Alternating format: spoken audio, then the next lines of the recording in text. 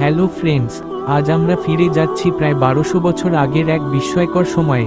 একজন মানুষ যার নামেই গোটা অ্যালগোরিদম শব্দটি তৈরি, আল খোয়ারিজমি। আধুনিক গণিত, কম্পিউটার সায়েন্স, এমনকি আমাদের দৈনন্দিন জীবনের অনেক কিছুই আজ তার অবদানে দাঁড়িয়ে। আল খোয়ারিজমির জন্ম 780 খ্রিস্টাব্দে, সম্ভবত পারস্যের খাওয়ারিজম অঞ্চলে। তার পূর্ণ নাম ছিল আবু আবদুল্লাহ মুহাম্মদ ইবনে মুসা আল খোয়ারিজমি। তিনি আব্বাসীয় খলিফা আল মামুনের আমলে বেত আল হিকমা বা হাউস অফ উইজডম এই কাজ করতেন, যেখানে বিশ্বের নানা প্রান্তের বিজ্ঞানী ও গবেষকরা একত্র হয়ে জ্ঞানচর্চা করতেন। আল খোয়ারিজমির সবচেয়ে বিখ্যাত কাজ ছিল তার বই কিতাব আল জাবর ওয়াল মুকাবালা, যার মাধ্যমেই অ্যালজেব্রা শব্দটি এসেছে। এই বইয়ে তিনি অআননোন সংখ্যা সমাধানের পদ্ধতি দেন, আজ যা আমরা বীজগণিত নামে চিনি। তার আরেকটি অসাধারণ অবদান হল হিন্দু আরবিক সংখ্যা পদ্ধতি ইউরোপে পরিচিত করে তোলা।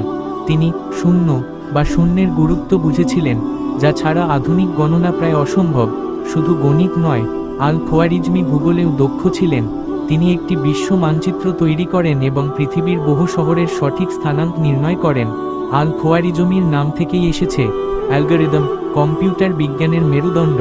আজ আমরা প্রতিদিনই যে টেকনোলজি ব্যবহার করি, তার পেছনে দাঁড়িয়ে আছেন এই বিজ্ঞানী। তার কাজ ইউরোপের রেনেসার অনেক আগে থেকেই গাণিতিক চিন্তাধারার পথ খুলে দিয়েছিল। আমরা যদি আজকের প্রযুক্তি নির্ভর সভ্যতাকে কোনো এক স্তম্ভে দাঁড় করাই, তাহলে তাতে আল খোয়ারিজমির নাম অবশ্যই লেখা থাকবে। আল খোয়ারিজমি ছিলেন শুধু একজন গণিতবিদ নন, তিনি ছিলেন সময়ের অনেক আগের একজন ভবিষ্যৎ দ্রষ্টা। তার কাজের আলো এখনও আমাদের প্রযুক্তির প্রতিটি কোণে ছড়িয়ে আছে।